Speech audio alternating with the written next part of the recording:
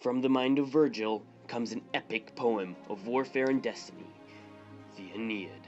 A prophecy foretold the Trojan Aeneas, son of Prince Aeneas and the goddess Venus, will found a great city and a Latin race.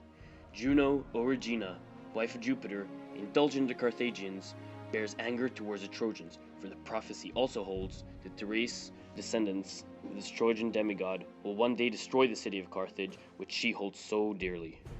Troy aflame, sieged by the Greek, and deceived by a wooden horse of great proportions, Aeneas is now forced to flee. Made a fugitive of his own city, he leads the new survivors of Troy, including his father and son, to safety. They set sail with 7 Trojan ships from Italy, where Aeneas is destined to found his great city and noble race. That will be known to the rest of the world. This journey holds great perils, which will leave no Trojan unchanged. The Trojans are met by much toil during their voyage, and for years they wander from one sea to the next. At last, Aeneas' people, fatigued by a tempest blown to life by Juno's rage, conducted by King Aeolus and stilled by great Neptune's cause, make for the nearest shore. Here, on the shore of Carthage, Trojans are welcomed by Dido, queen and founder of the city. During a banquet held for the Trojans, Aeneas divulges for Dido the ordeals that the Trojans have faced: the siege of Troy, their twice misfortunate attempts to found a city, their encounter with mythical creatures such as harpies and cyclops, and the loss of his father, Aeneas. Love springs between Dido and Aeneas, and for a while they embrace one another as lovers. The notion of marriage plays with Dido's heart, but soon the god Mercury reminds Aeneas of his destiny, and in great haste the Trojans set sail. Dido, heartbroken by Aeneas' betrayal, couples herself off a blade and sets herself aflame, so that Aeneas may see her as he departs. The Trojans continue with their voyage, but are blown to Sicily by a strong wind. Here, they decide to hold a funeral game for Aeneas' father.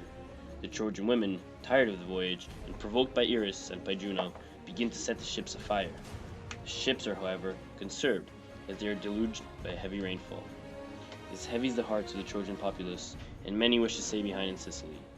Aeneas, also worried by this, is met by his father in a dream, which helps him gain faith in his mission once again. His father tells him to continue to Italy, where he is to descend to the underworld. Once in Italy, Aeneas is led by Sibyl of Cumae to the underworld, where he visits in the fields of Elysium his father, who shows him a pageant of the future of Rome and all its glory, with its heroes and figureheads to come. After leaving the underworld through the ivory gates, the Trojans continue to Latium. Here, they are first welcomed by King Latinus, as he hopes that Aeneas is the foreigner who is prophesied to marry his daughter Lavinia and bring great fortune to his kingdom. But soon Juno meddles once again in the affairs of the Trojans to prolong their suffering, and spurs Amata, queen of Latinum. Amata wishes her daughter to marry Turnus, king of Rutuli, whom before the arrival of Aeneas was a primary potential suitor for Lavinia.